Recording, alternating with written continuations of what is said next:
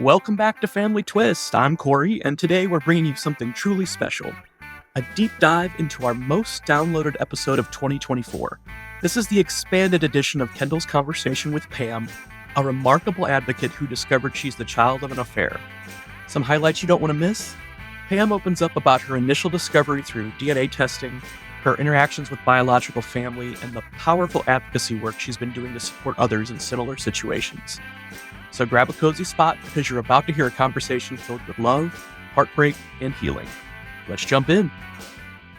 Did your advocacy start before or after your personal discovery about your parentage? So it started after. Would this be a good time to tell you about my discovery? Okay, so just briefly. So originally, I did my first DNA test in 2017, had a brand new baby, late in life, miracle baby, one and only.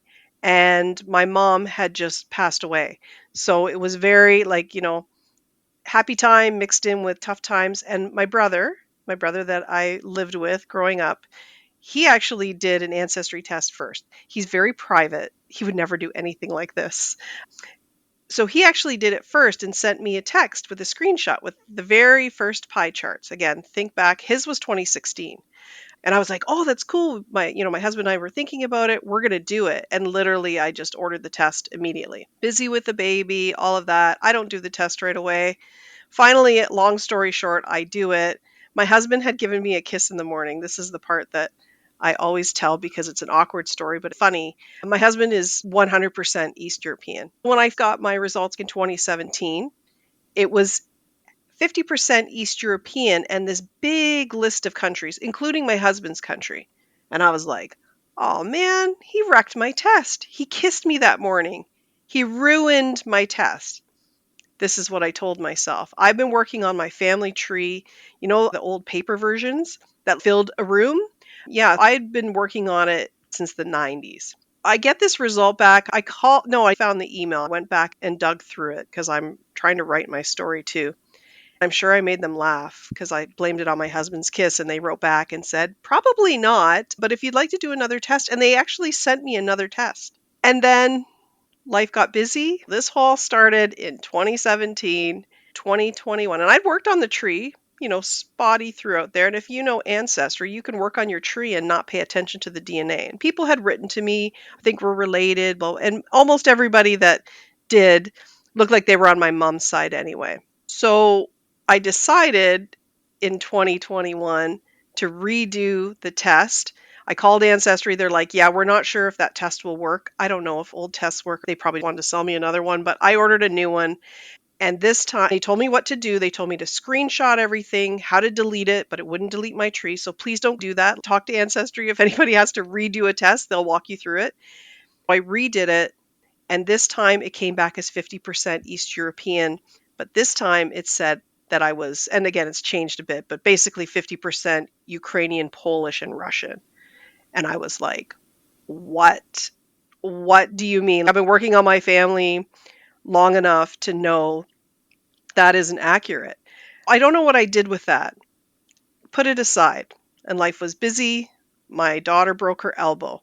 She was 5. She was a mess. It was awful.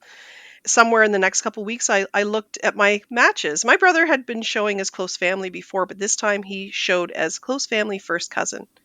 And for those that are NPEs, you know where this is going. So I'm like, well, that's not right. There's got to be other choices because I'm smart. I know how to figure these things out. So I click on it and I see all these choices. I'm not seeing full brother. Busy, go back to it. I look again. I start doing some research and I'm like, 1,600 CMs. What does that mean? And I end up on the phone with Ancestry because everything it was telling me online was basically saying we were maybe half siblings or even a first cousin because we actually match pretty low. To give you a bit of background, my brother is 14 months older than me. We look like twins our whole lives, especially when we were children. People thought we were twins because he was short when we were younger. And then eventually, he shot up and I stayed at 5'4". I didn't know why. And as my story progresses, I know why I never got past 5'4". But anyway, I started to think, it must be my brother. Now, don't ask me what I did with the 50% East European. I don't know where I put that. I must have thrown it on my bookshelf because I decided it was my brother. My brother's not close with the family. He doesn't care about this stuff. I told my boss, she was like, "Are you okay?" I'm like, "I don't really want to talk about this because I don't really know." She made me talk to her about it, which was, I'm glad she did. And she was like, "Do what you need to do. If you need time off," like, she knows my brother's on the west coast of Canada. I'm in Canada, by the way. And yeah, so I ended up scheduling a meeting with my brother. I had to reassure him everybody was okay, no one was dying. I just needed to share screens with him. 2 nights before, I woke up at 5 in the morning. I felt like I couldn't breathe. And there was this picture in my face, like in my mind, in my sleep. And it was a photo that many, many years ago, when my dad's sister had died, that her husband had given us a bunch of photos. And there was a picture in there. And I never thought my brother looked like my dad. I never thought either of us looked like him. It was a photo of my dad at 8 years old with his brother and a snowman. And it looked exactly like my brother at that age. And at 5 o'clock in the morning, that picture appeared in my mind. And I felt like I couldn't breathe. And I was like, it's not him. It's me. All this time, all this weird little things, like, it's me. I have a different dad. Everyone was sleeping. Time passed and I got everyone out of the house. I started ripping through those photos and I found it. And I'm like, it's me. It's not him. My brother and I got on the call the next morning. He's 14 months older. He's like, "I'm surprised, but I'm not shocked." I'm like, "What do you mean?" He goes, "My brother doesn't lie. He's not following the family footsteps. He has a photographic memory. He's not a woo-woo guy, but this was the first time he shared anything like that." And he said, "I always had this feeling." He said, "I have two memories of the three of us being in the room. I have an older sister who's 11 years older, that either you or her were not mom and dad's." I'm like, "What? You've never told me anything like that." We talked, tried to theorize who it could be. We had an amazing conversation. Some of it is a blur, but it still hadn't hit me. Then he had to go. We both worked. I was on my lunch hour. He's on the West Coast, his first meeting of the day. We signed off and he had given me his password, which I didn't realize I had the whole time. He emailed it to me in 2017 when he said, "Look at my Check it pie chart." out. I signed in. I immediately went to his relatives, the people I'm researching. He doesn't even know who these people are. He said, "Pam, I haven't looked at it since I sent you the pie chart."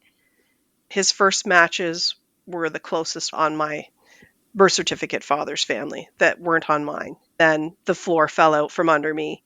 The room I was in is over our garage, and I used to always worry that that's like an unsafe room. I felt like it was falling down, hysterical, crying. I called my husband, and it was just a big blur. So that's how that discovery happened.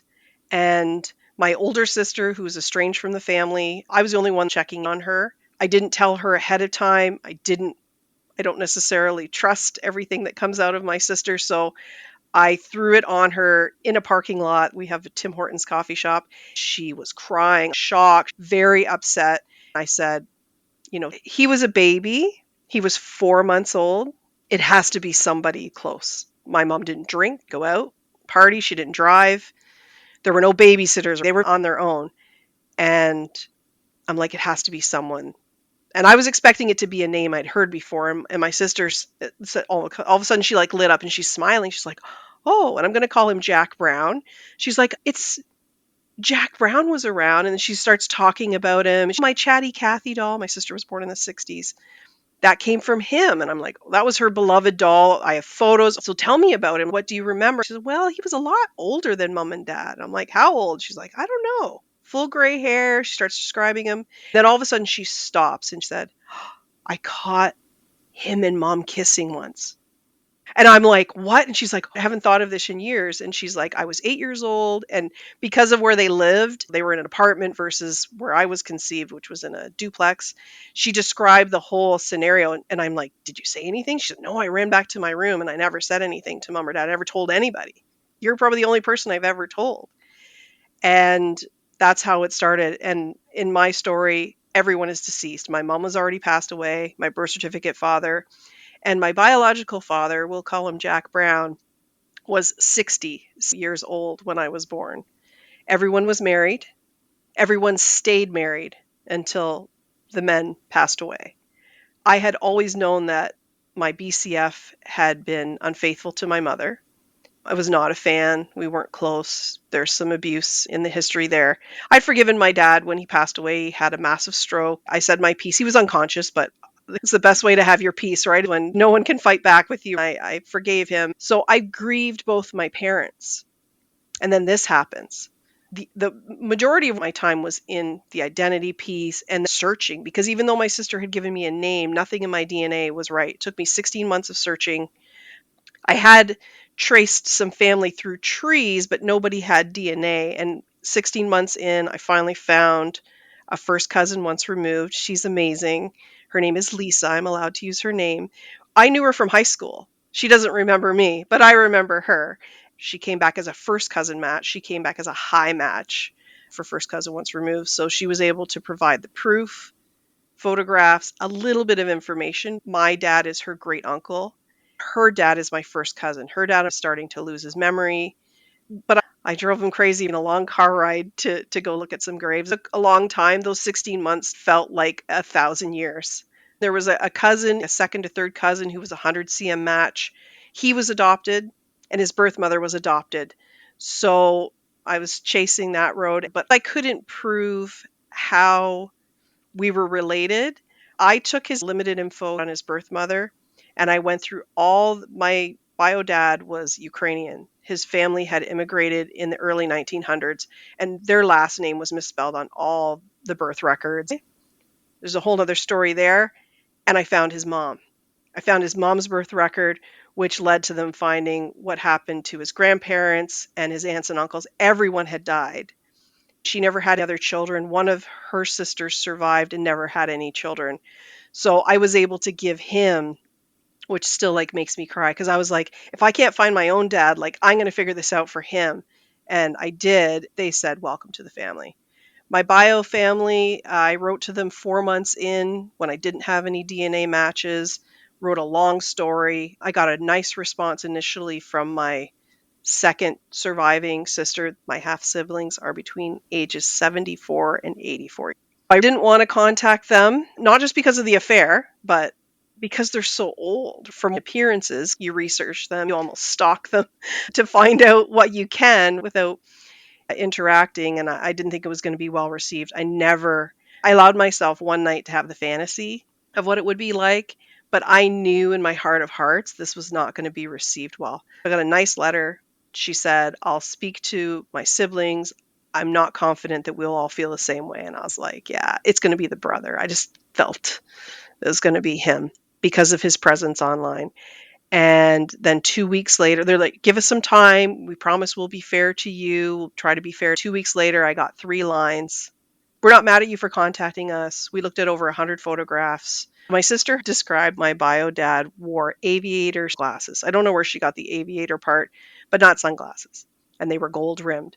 And he does have an unusual frame. Like I've looked at it a million times. They are weird. We didn't see any aviator sunglasses. We don't believe our dad is your dad. We're not mad at you for contacting us. Good luck with your search, but please never contact us again.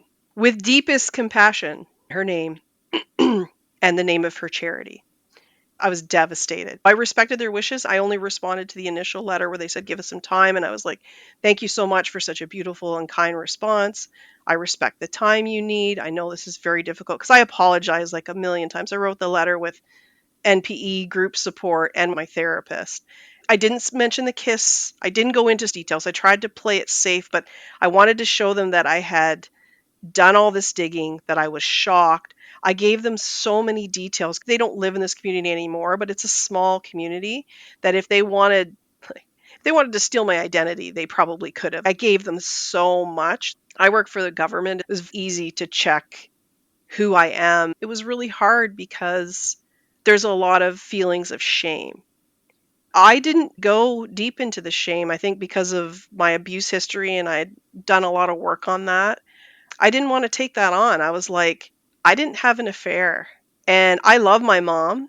It wouldn't have been a shock if my dad had some children, but they're never going to show up on my DNA. I said to my brother, they're going to show up on yours. My brother made me manager of his DNA accounts because, of course, we went to 23andMe. I tested everywhere. He and I retested. We had my sister test. I think my sister was actually disappointed that she wasn't Jack's because she really loved him. And she said, the year you were born, we had moved. She said, I don't remember seeing him again. I started sleeping over at my friend's house. Dad was working nights. Like, that's the year I was conceived.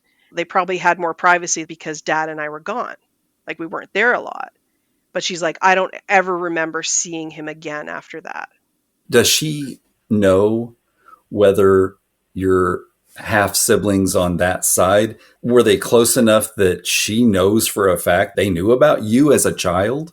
Nobody, I don't think anybody knows. I don't think anybody knew anything, to be honest. No, I just meant they would have encountered you at some point. I have one half brother, my mom's age. They were both born in 1942. My biological father named his son the same three names as himself, and he was my mom's age.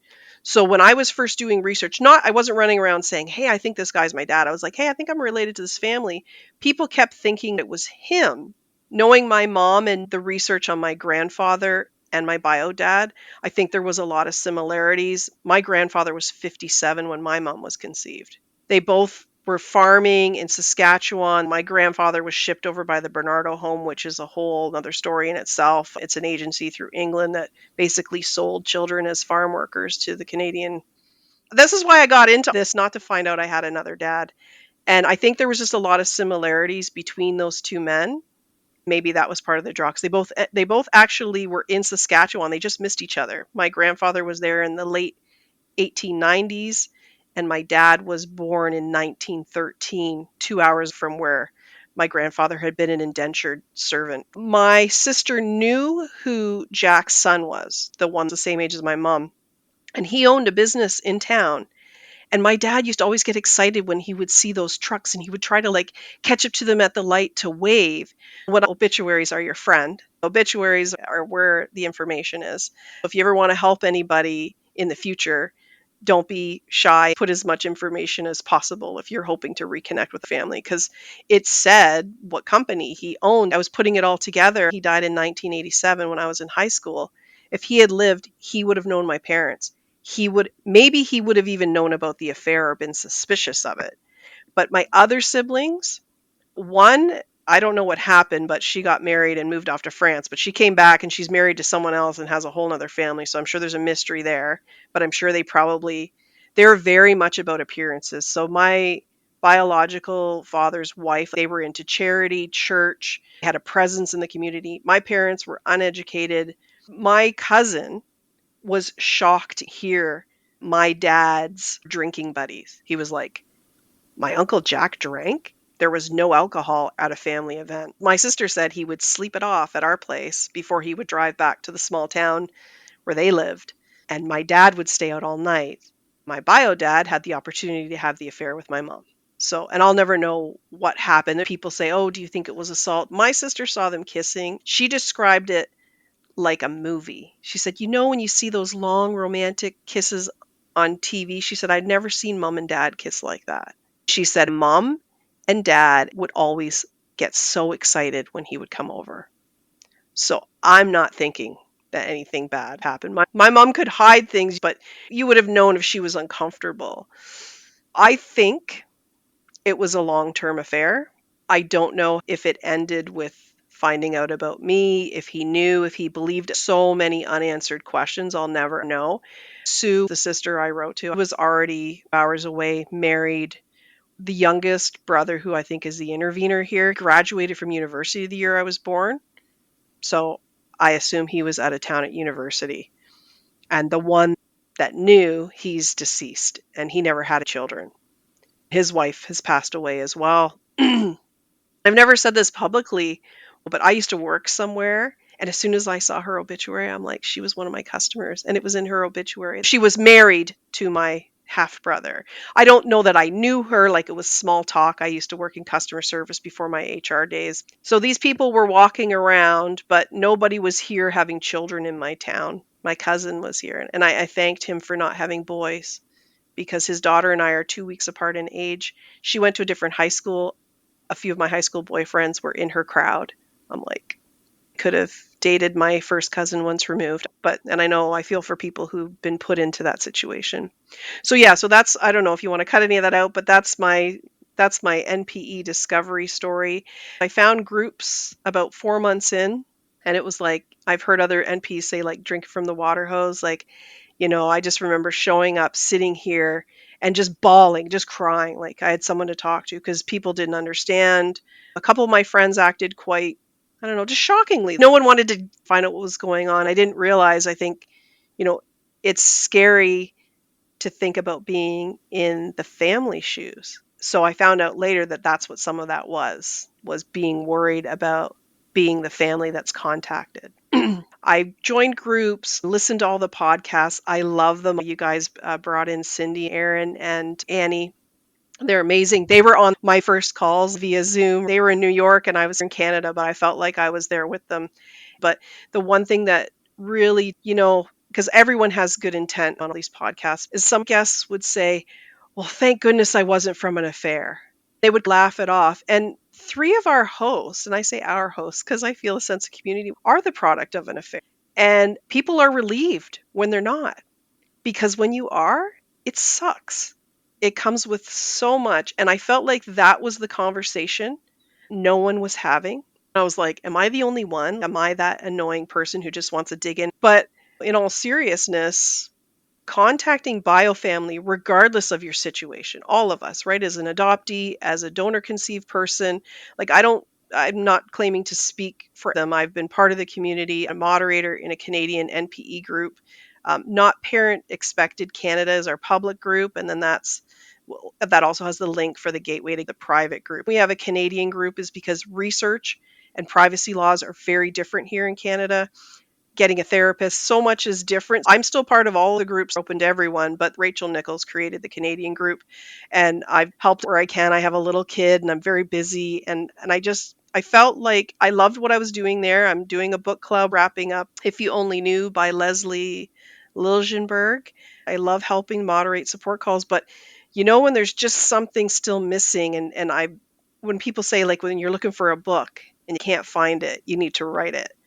I've started, but it's heavy. I don't want to tell my story in a sunshine version, all cleaned up with all the hard stuff cut out. Like if I'm going to do it, I'm going to do it. It's hard. It's going to take me a while, but I love the podcast. I'm a podcast addict. I'm waiting for your next episode. I just listened to your DNA Angels episode. I don't know when mine will air.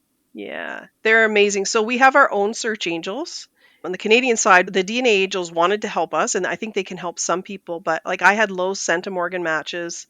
And as Canadian, like we don't have been verified. Like there's so many things you can't do. So we have that. But I just felt back to the podcast, no one was having that conversation. So there are similarities through all different discoveries with the family, but being the result of an affair is different. You can be an adoptee and be the result of an affair, right? You could be technically donor conceived and it could have been they didn't go the medical route. They could have asked someone. Like there are lots of ways you can end up being a child of an affair who finds out your dad isn't your dad. Going to the family, telling people there is a stigma. Even like me, I'm not a big owner of it. How you feel about fidelity, does it affect your marriage? And these are the conversations I want to have. Like, what are people not saying, right? What's the repercussions? I looked for books. I found a lady who wrote a book about adult children finding out their parents had an affair, but nothing about finding out their children. When I first Googled, I'm the child of an affair, I won't call out the website here.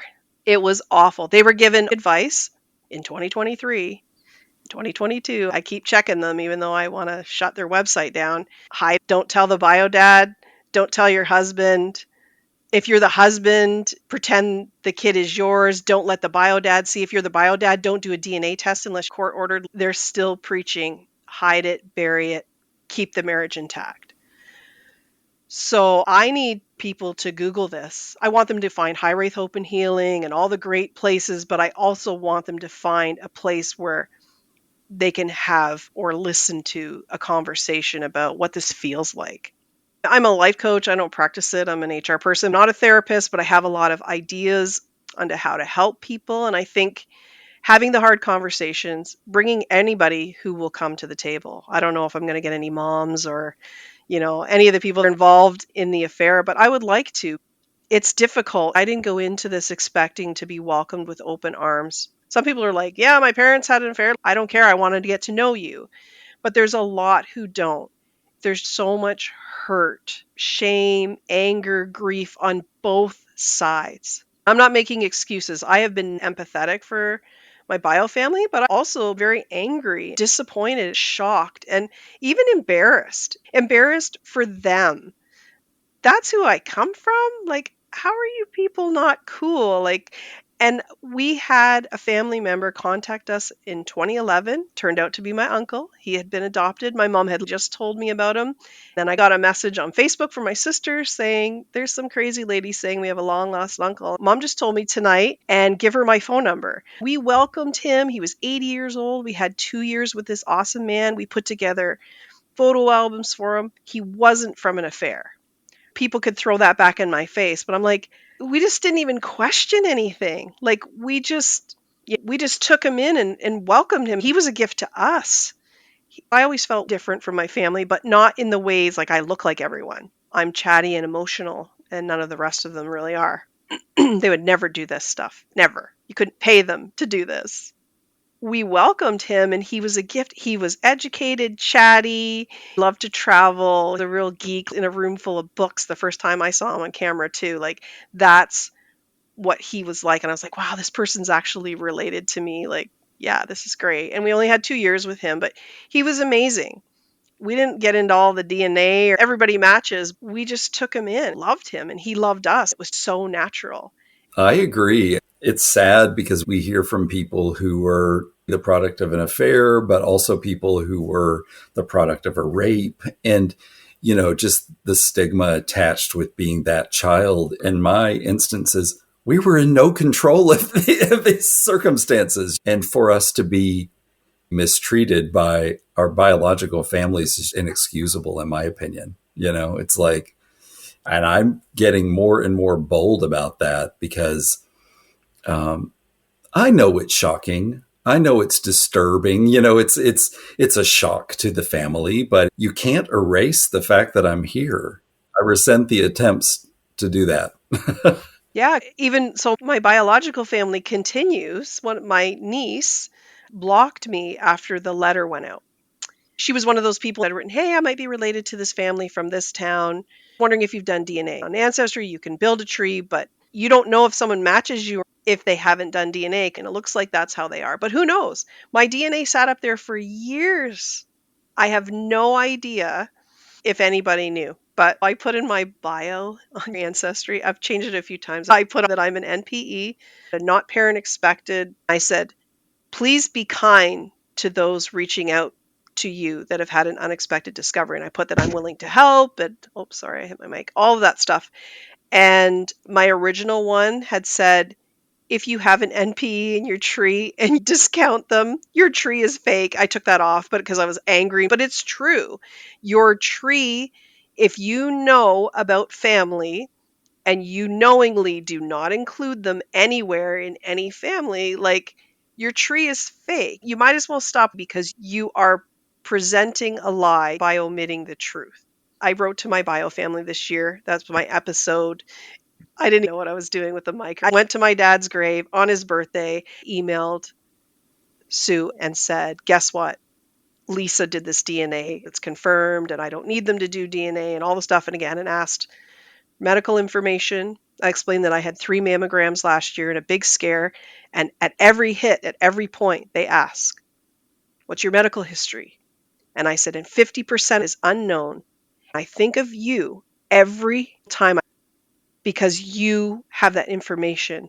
I put a list of questions at the bottom, like, what kind of books did your dad like to read? What made him happy? What made him laugh? What frustrated him about the world? I thought I'd go for it, right? They're older, have someone after me if I try again, right? But 2 years of silence. I thought, 2 years. They didn't ask one question. How are you not even curious?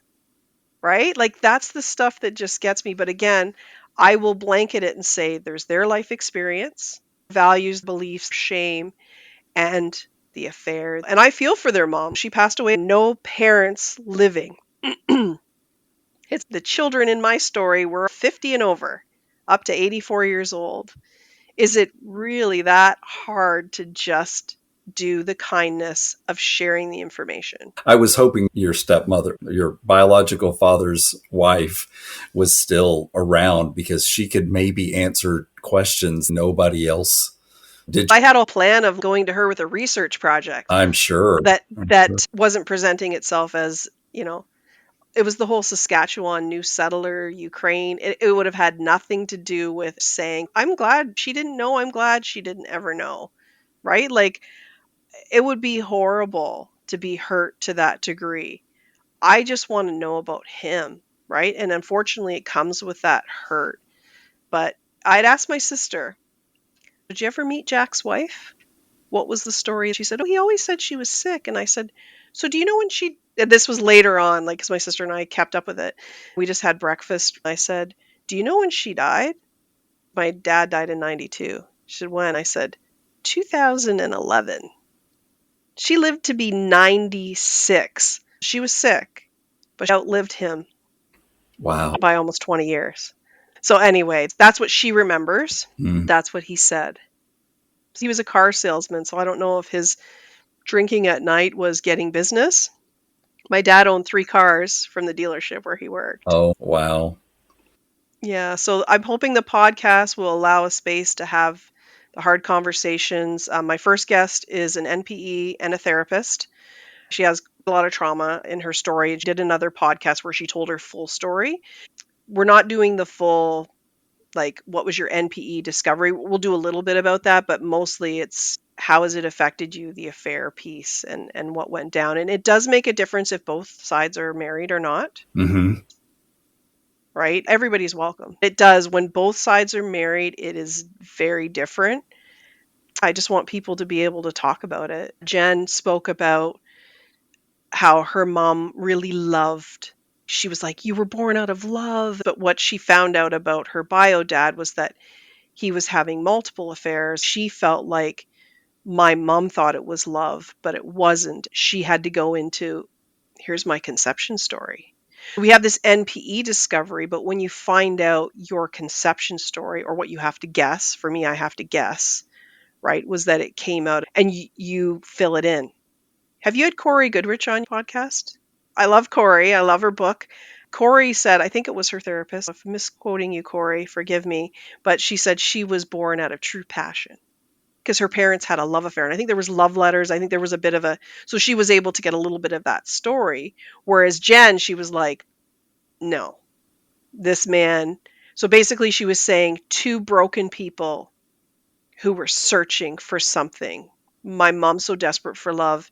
My dad's so desperate for whatever. And I took it away from that and I went, you know what? The searching part. Most of us who ended up in this space, not everybody did a DNA test, but a lot of us were searching.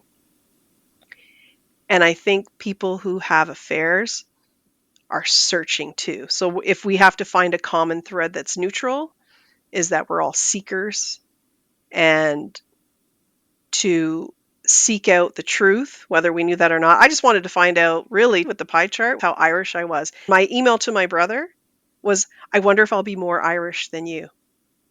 I am holding up a big 0, everyone. Oh, really? Even after all the updates, I am 0% Irish. Isn't it funny, the things we think and then find out? Yeah, so I've had a whole nother ethnicity. The war started right in the midst of my discovery in Ukraine. So I was doing all this research about Ukraine, about what was happening at the time that my family emigrated. People were posting flags and I didn't know what to do with it. Still don't even know that I fully processed that. So the affair piece kind of got mixed in with all of that. Now I'm coming back to that because it connects to all of it. I've talked to my husband and my friends, and even when people are, and I'm aware, some people have told me some things they've done, and I'm like, I can't judge you. Right. I am the result of an affair, and I deserve to be here. I'm glad that I'm here. Not everybody feels that way. This will rattle everything in your sense of self, but the affair adds another hard complication. If you've come from a religious background, if you are very religious, there's so much, in so many ways, that affair can hurt you.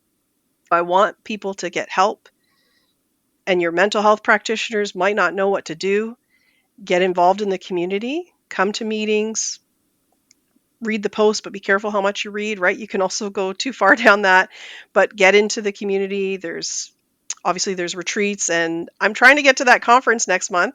So hopefully I'll get to meet you in person. Somebody has stepped up to help me get there. Come to the podcast. NPE child of an affair at gmail.com is how you contact me. You can keep anything private. If you know a therapist, if any family members want to talk, I have a lady, I don't have her date booked. I wrote to her early on because I was like, I'm going to make myself do this. I wrote out to the author of that book, a lady who did a documentary on her mom's affair. She'd never heard of NPE. She didn't even know what an NPE was, but she made a whole documentary about her story. And not only did she write back, but her sister wants to come too. They're traveling right now, so I'm super excited. They're on the other side of the world. Some people from the NPE community that I know are coming. I've had a few strangers, people I don't know that have seen it on Spotify. Right now I'm only on Spotify, but I'm launching to all podcasts soon. Yeah. Don't beat yourself up. It's daunting and it'll come.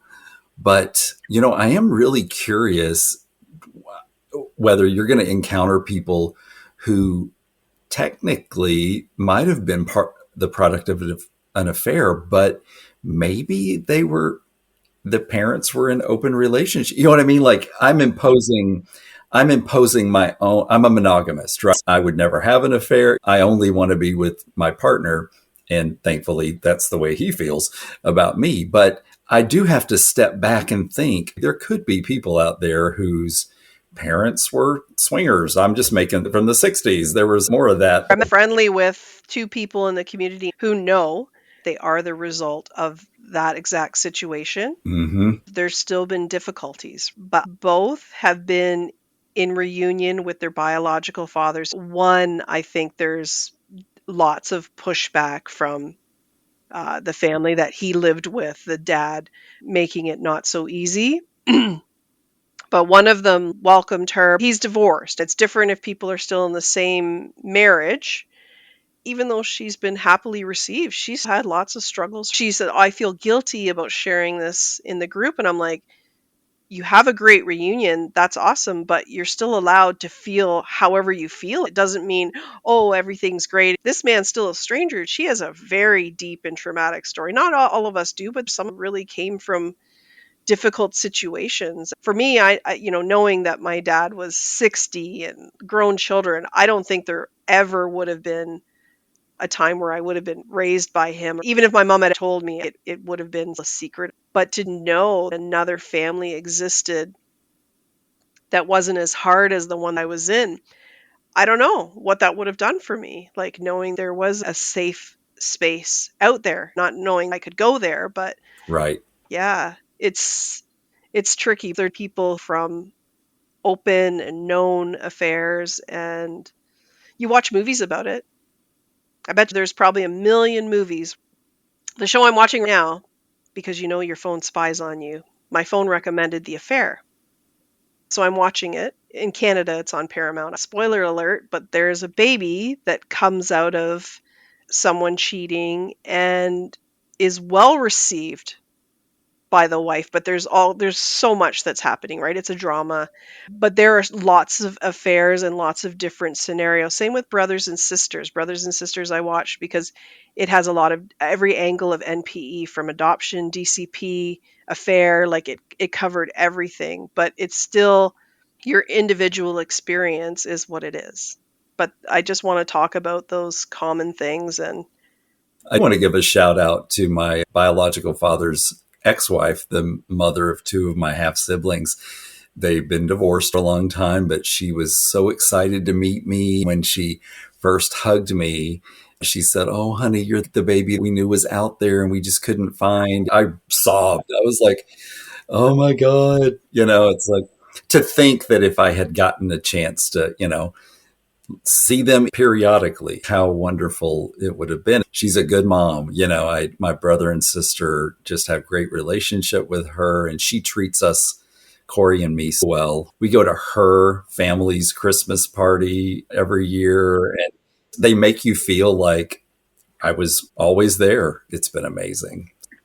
Kendall, what I was feeling and what you're saying, it's all this love. Most of us just want to feel loved. Even the people we're reaching out to. Isn't the best thing to just feel someone cares about us? Extra love is great, right? I went into this not expecting to be invited to Christmas and that they might be worried I'm out to steal the family farm. I told them so much about myself, our home, and my husband's business. I realize there are people who are unbalanced and unsafe, and you have to be careful, and I totally respect that. But for the most part, people that are healthy and well, is a little extra love such a bad thing? On paper, they looked amazing. I knew they looked suspicious.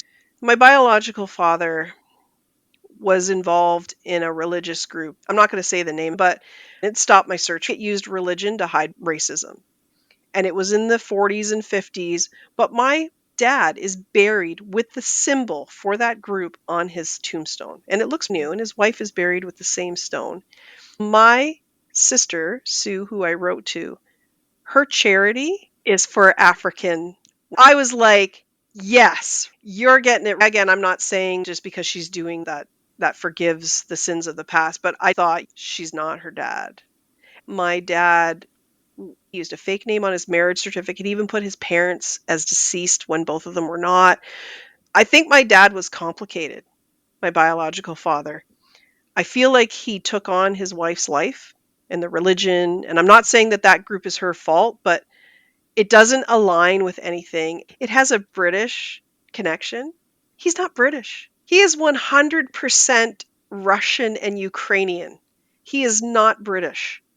And this group believes the British Anglo-Saxons are the superior race. Who was he trying to be? His engagement announcement to me was fake. His mom and dad had different names, Mr. and Mrs. Jack Brown, and were deceased. The marriage announcement, imagine this was in his province. He got married in my province. This was in the province that his family lived in where this was posted. This is the fun of newspapers.com. It was corrected when the wedding happened. There's this sense of false and fake and so many questions I want to ask them, right? It's not just, welcome me as a sister. This man is a mystery. His life had layers. And I don't know if they know what I do, if they've done the research I have. Sue also told me that we've hired a researcher to research our family in Ukraine. And I can tell you, I don't know what this person's doing because I've found nothing. They're seeking their family background, but they still slam the door in my face. I cannot understand that. And I believe the Ukrainian name is not our family name too. Interesting. I did a test to find out how Irish I was and help find out a little bit more about my grandfather who came over. And I did. I actually found some family. I found an amazing cousin, 76, in England. We're trying to find out what happened to one more of my grandpa's siblings because we've tracked 5 of them. Through her, I didn't even know about 3 of them that still existed.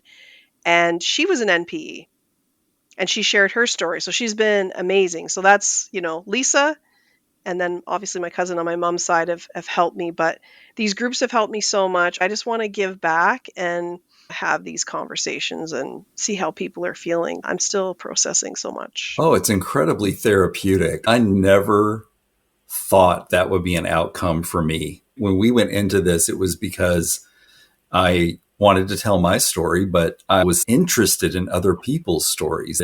That was the impetus. If you've listened, I cry every episode. I never expected to feel the level of feelings I felt. It's been wonderful.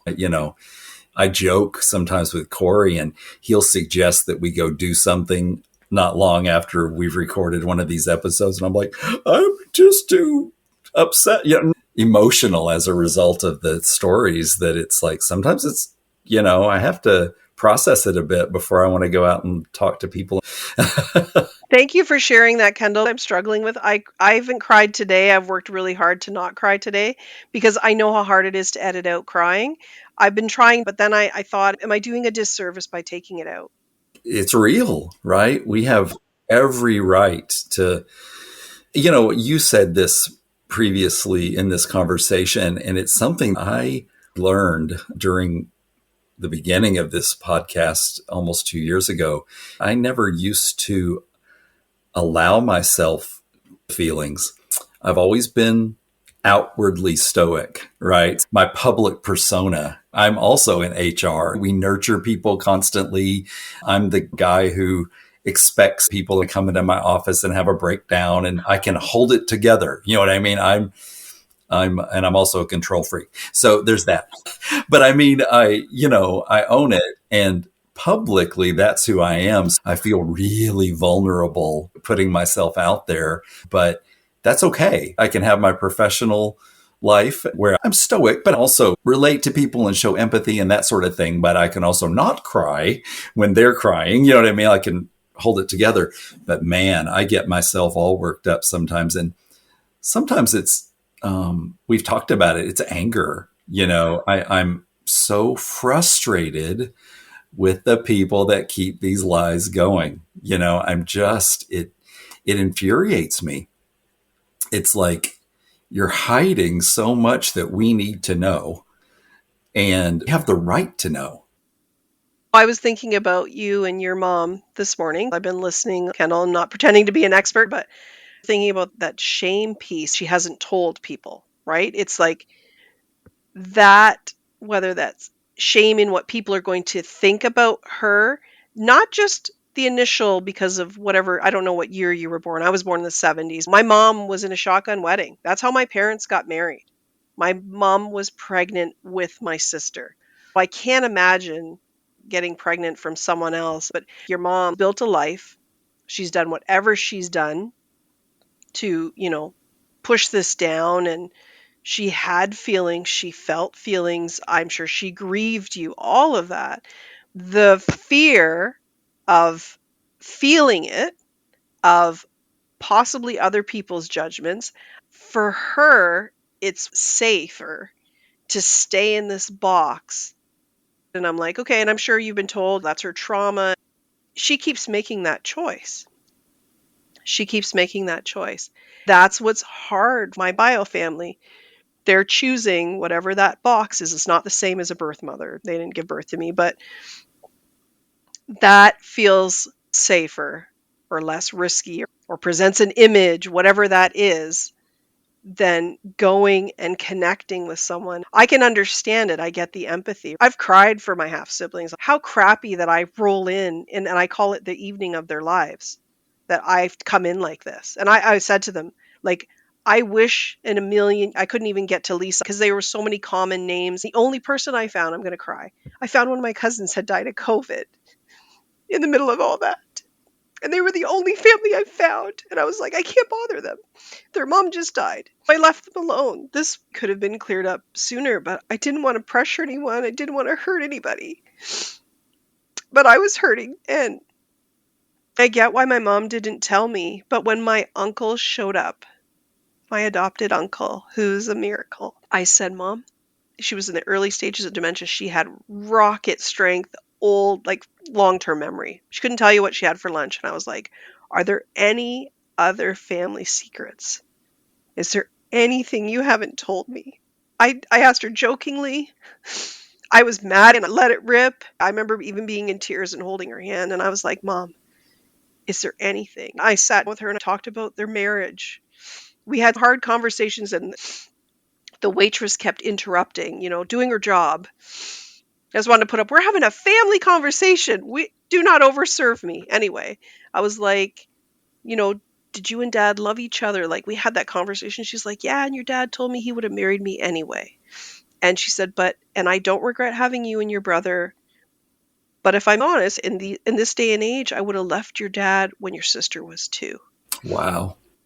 And I believe this affair probably started around that time. My sister's doll was given to her when she was 3.5. There's photos, not with him, just her with this doll. She was 3.5 years old. So I feel like we got close, but there was something stopping my mom. And maybe she didn't know for sure because I look like everybody else. Maybe she thought, I got lucky. I don't know.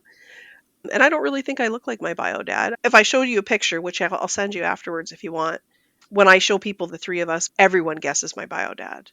So I sent them photos of myself. I sent them photos of my daughter because, in my snooping, I saw that one of my sister's granddaughters looked a lot like my daughter. But further snooping showed that little girl looks like her daddy, who's not biologically related to this family. It's just a fluke, but they look enough alike that I showed two people at work and they're like, "Oh, that's such a cute picture of your daughter." I'm like, "It's not my daughter." Wow. Wow. That's actually my whatever. I can't even think of who she is to me now. It does hurt. I did try.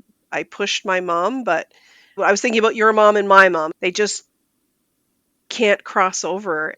It doesn't hurt less. No, I mean, I'm so thankful for my biological mother's sister.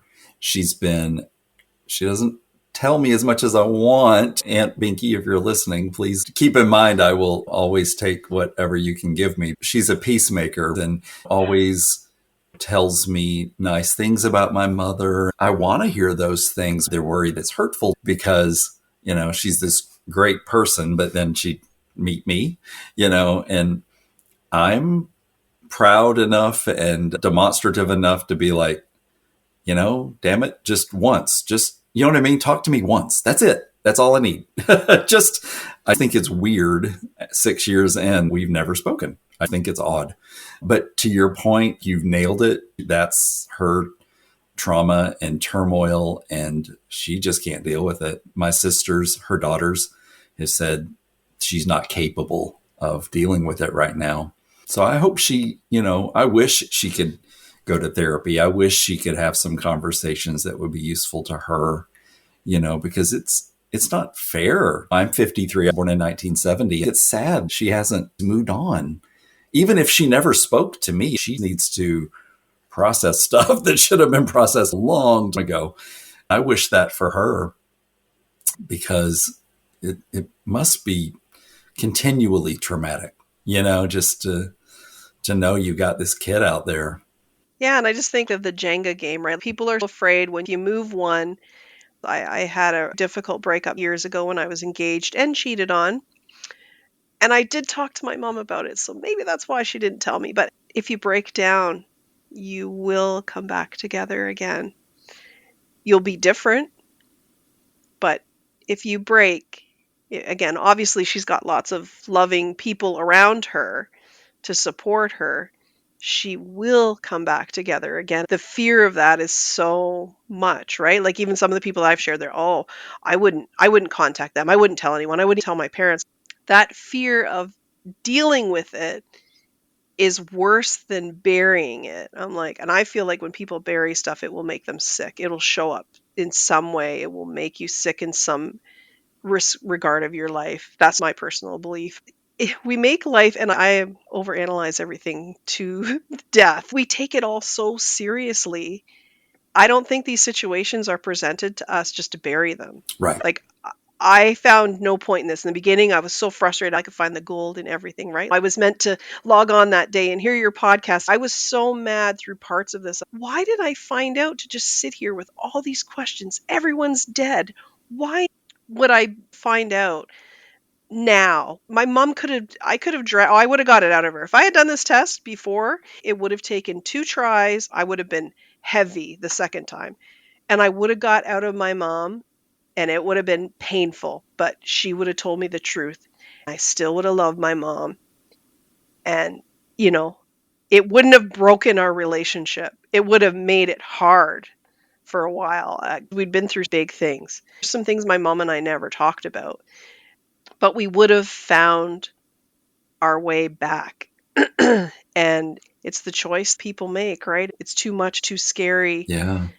But then I went back to, for them to find out, for me to reach out to them. Do they think hiding everything was part of their life's journey? I've mentioned this on every podcast I've recorded, but the movie Soul on Disney. I jumped onto that before my NPE discovery. I don't know if you've seen it. I feel like it's not a kid's movie because my daughter's like, she's 7 and she's like, what is going on? Like she feels uncomfortable when it's on. They take the non-religious routes. They have these weird figures that are, God or whatever they are.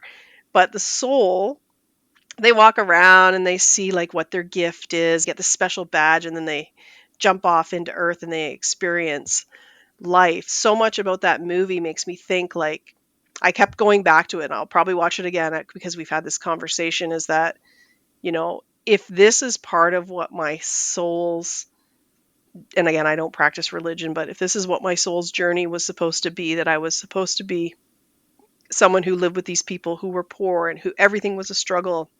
We were almost homeless once. I have a very good life. I have a home and I'm very blessed, but it started off rough. There was abuse in my home, and I've always had a gift of knowing when I've talked to other people that they've been abused in the same way, just from instinct. I always felt like that was the gift of the horrible experiences I went through. And then finding out and contacting these people, as much as it pained me, but we're all human. People make choices. People, and I loved how Jen said about hurt people and broken people are searching for something outside of themselves. We're seekers. Not everybody. Some people got a phone call or found out in a different way. Aunt Sue got drunk and let it out at the dinner table or whatever, right? Like everybody found it in different ways, but we were meant to find out. And the people that we're connecting with, they were meant to find out too. But the problem is there's free will and choice and how we deal with it. So I feel like by pushing anyone away, again, anyone who's healthy and not destructive or scary, you have to protect yourself. I just always want to put that in there because you never know. But is that, like, they're meant to contact you. You are meant to connect with these people. It's part of your soul's journey. Anybody who refuses that is shutting out a part of their story. Have I gone too deep on a Sunday? No idea, but that's how I feel. I love it. You and I are in the same mindset. I said recently to my sister, Stephanie, my mother's daughter, my mom tells me some of the hard things my mother has lived through. I joke with Stephanie and say, meeting Kendall doesn't have to be a difficult thing. So sweet. You're going to be like, wow. I think the gay thing could be part of it, but even so, like, when I think about the things that she's already lived through, like having a gay kid can't be the worst thing. Deep Southern US, I get it. I lived it. No offense to Southerners. There's a reason I don't still live in the American South. Not feeling comfortable in my own hometown would be part of it. Exactly. Even the last time I was there, nobody wants to be called names on the street. It's that kind of backward, sad, repressed place. Don't want to alienate my whole hometown, but I've done it a few times on the podcast. So everybody knows how I feel. Jackie, if you're listening, I'm still open to connecting at some point. I don't use her first name as often as I could. I'm not trying to disrupt her life, but I also feel like I have a right to say her name. I might be, burning a bridge, but we already don't have a connection. Yeah, because the issue of safety, using that word as an example, takes place in her mind. There is nothing demonstrating itself to be a physical threat or unsafe. So then, like anxiety, right? It's the fear of the future. It's the fear of the unknown and not knowing. I love the Right to Know group. We have the right to know.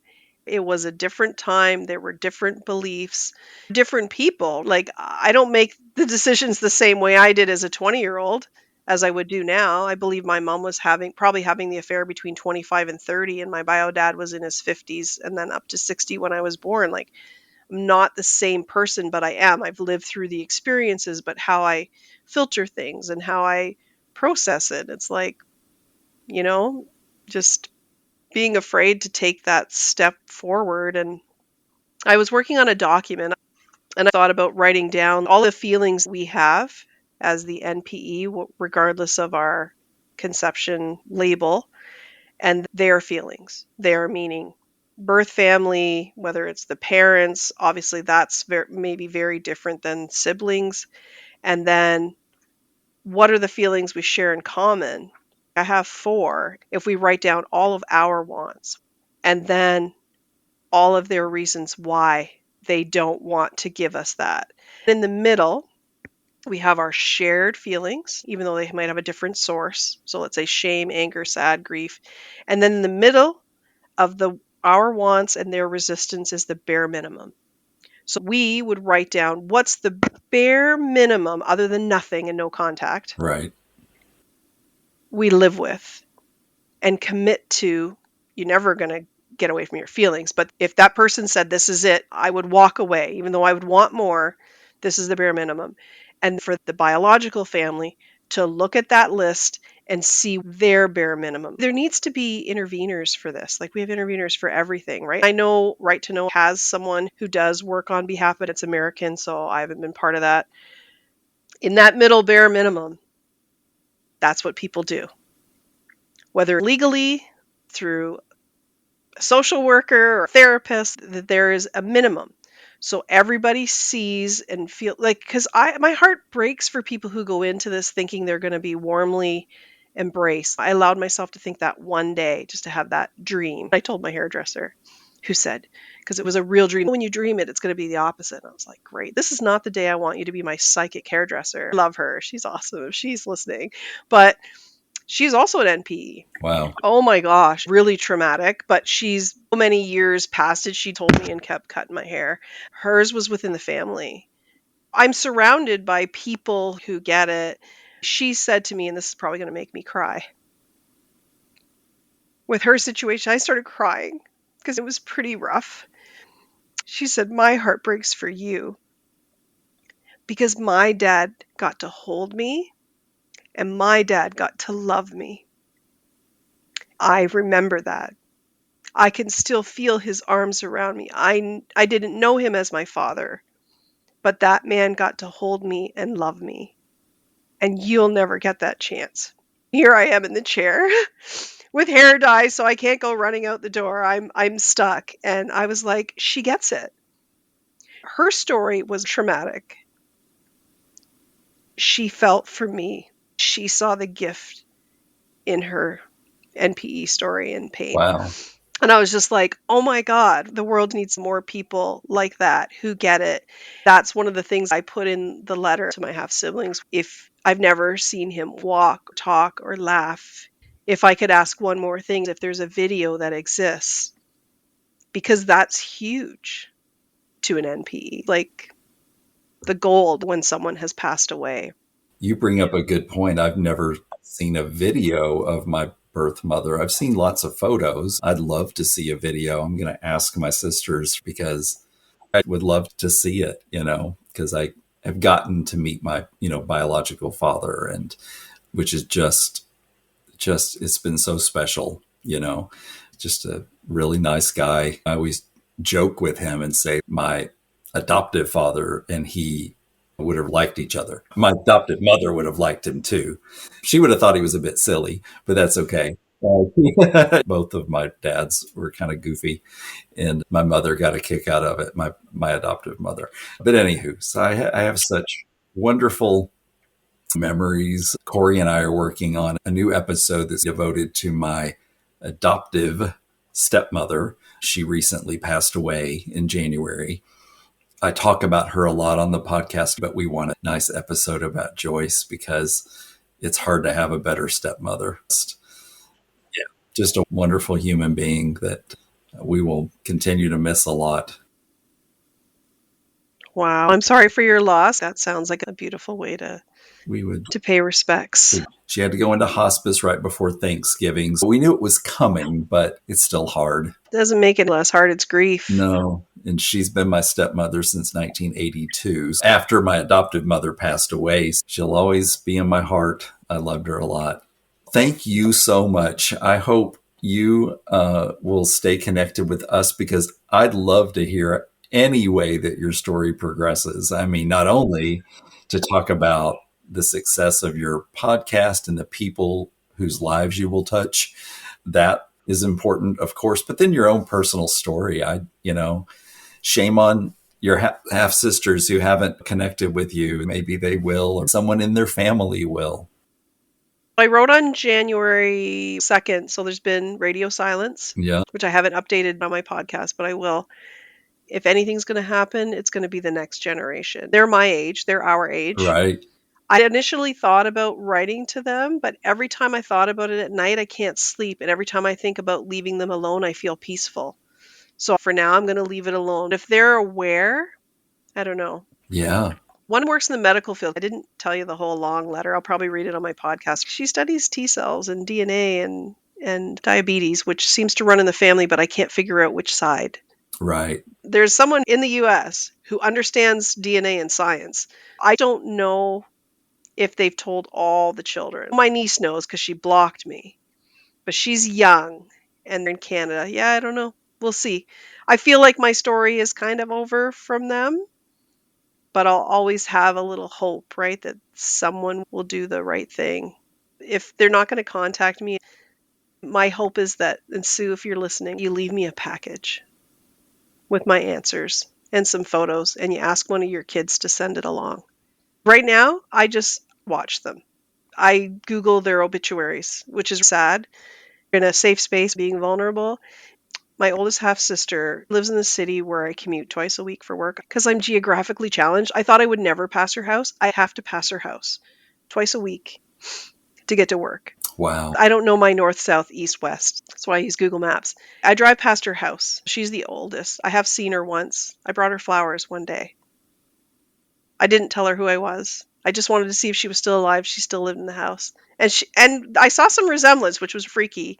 But the smell of smoke wafted from the house into my face. So it totally made me freeze. Not that I was going to say anything anyway. I said, "Oh, these flowers are for you." And I said, "You have some packages here." She hadn't picked up anything out in front of her house. And then she said, "Oh, do you mind coming in and putting it on my table?" I was like, "No, I just reached around." She had a little side table. I didn't want to step in her house. I didn't want to do anything. I felt like this is weird, but I'm like, if this is how I'm going to meet. And I just gave her the flowers. It was last May, right before Mother's Day. I said, "Have a great day." And she said, "Thank you." And I asked her if she was her name. She said yes, and I handed them to her. She probably thought I was a flower delivery person. And I had someone in the community say, "Oh, how could you do that? She's probably wondering who gave her those flowers." I'm like, really? You're an NPE, I'm an NPE. 84. The days are numbered. And you're yelling at me. I never told her who I was. I had sunglasses on. I had that moment. I would like to go, if she has a funeral, sit in the back row. I'm just not sure that my hair is really going to help me blend in, but maybe I'll wear my hair back or a hat. That's my plan. If there's 6 old people at the front and no one else wondering who I am, I might head for the hills. Kendall, I'll keep you posted. I hope they live a long time and it's not tomorrow, but I thought it's a way to hear about them and look at photos. If they do. Isn't that sad? That's my plan. Either Sue leaves me a package when she dies, one of the children do the right thing, or I show up and sit in the back row at a funeral. Mm-hmm. Oh, I hear you. My sisters, Stephanie and I talked about pretty recently. I was like, I love her son, and she only has one son. And I say to her, like, if he's a freshman in college, I always say when he gets married, I want to be there. And my mom should want to be there. She's his grandmother. So there are moments where I feel like we're going to be put together, even if we've never met. It's coming. It's coming because I, am I don't know if I really would have gotten a chance to go, but next month, my baby sister's daughter is getting married and I wasn't invited. I'm sure that's because my mother will be there. Am I hurt that I'm not invited? Some, but I get it. And that's their choice. I want my to know I still love her. It's not necessarily her decision. She's trying to appease everyone. It's already awkward because she's got another side of the family that I think about that's potentially problematic.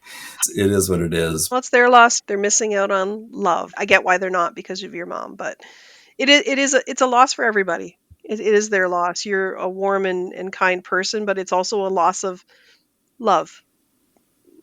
That's what you're missing out on, the chance for someone else to bring love to you. I'm going to figure out which guest said this, but I remember one of our guests saying, "Who can have too much family?" I loved that question. I was like, you know what? That's a very good thing to keep front of mind all the time. Like, I can't, I'm like, why would I ever limit myself? I'm going to make a joke because I know my husband's family won't be listening. They don't speak English. My husband's number 6 of 9. Sometimes you can have a little too much family, Yeah, but they all love each other. Yes. sweet. Yeah, I get what you're saying. Too much. And I had said in mine, I don't know if I published it because I've done so many versions, is like, how would you want not somebody else who's curious for you to talk about your family and your story? Don't you think it's cool that someone else is interested in learning about you and your family? I think that's amazing. My daughter is like front row seat to all of this, and she's curious. She's asking me questions last night. My daughter said, "What exactly is an affair, Mom?" This is at bedtime. It was a time change last night. And I was like, because she knows that's the name of my podcast. Can't get away from it. And I said, well, you know how Grandma had a special friendship with Jack? They had a friendship that no one else knew about, and they were married. So other people might have hurt feelings to find out, and they call that an affair. She was like, okay. Then I told her a silly story because I have to every night, and she was asleep. She hasn't said a word about it today. So that's, helping remove some of the stigma for her. oh, I made a promise to her. I said, it's going to be confusing. You're going to have questions, and you can ask me as you get older, any age, any questions. I will tell you the truth. I will lie to you about Christmas and birthday parties, but when it comes to important stuff, even when it's hard, I will tell you the truth. But you have to promise me that you always come and talk to me and ask me the hard questions. Even if you think I'm going to get mad or cry, if I tell you the truth, you have to come to me with the truth and ask that stuff because it's going to be different with you and me. So that's what I did with her. And I was bawling that night. I was like, that's all I could do to get out of her bed and get into my bed. But yeah, so she was confused. The night I got the results from Lisa, I was crying the happiest tears I've ever cried. And she was like, and it was just the two of us here alone. My husband's driving home from work. I'm calling him and he's almost crying. She's like, what's wrong? And I'm like, this is good.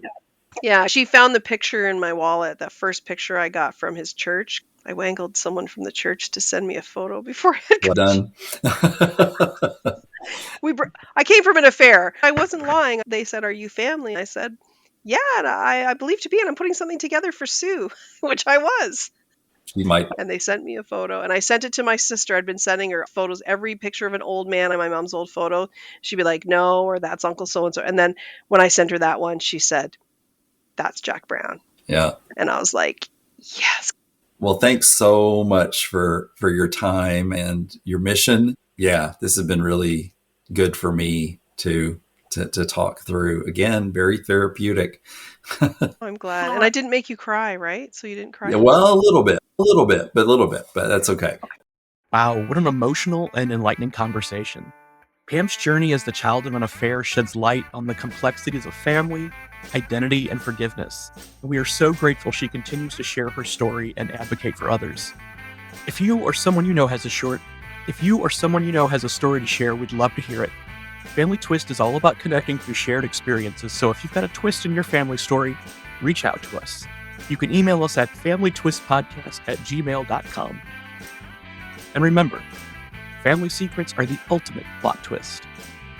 The Family Twist podcast is produced by How the Cow Ate the Cabbage LLC and presented by Savoir Faire Marketing Communications.